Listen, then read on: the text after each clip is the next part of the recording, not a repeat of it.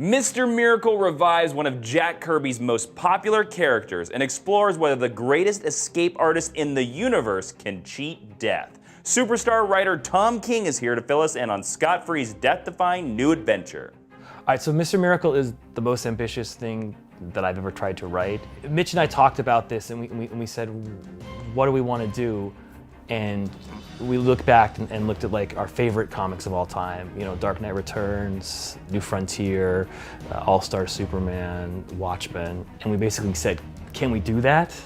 And the answer was no, we can't. It would be stupid to think we could. And then the second answer was, but we'd be stupid not to try.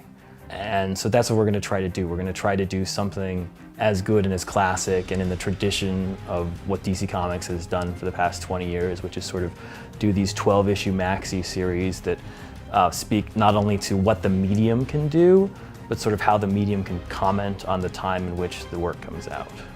When Kirby came to DC in the late 60s, the next myth he created was this idea of the new gods, these two civilizations that are constantly at war.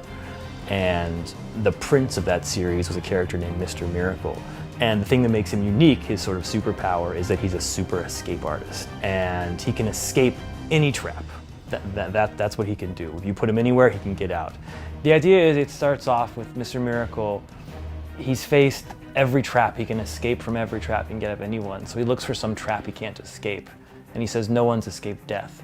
And that's the trap, that's the mystery that he has to escape out of, but he doesn't know if he set the trap or not. It's a 12-issue complete story, but it's in continuity. So what happens here will affect the DC universe in big ways afterwards. And every single new god is in it, from Orion to Darkseid to Big Barda to Granny Goodness to Funky Flashman. But the trick of it is we take the genius that is Jack Kirby, where he did this sort of external exploration of what comics could be, and we internalize that. So all of those aspects are speaking to Scott Free and sort of the trauma he's going through.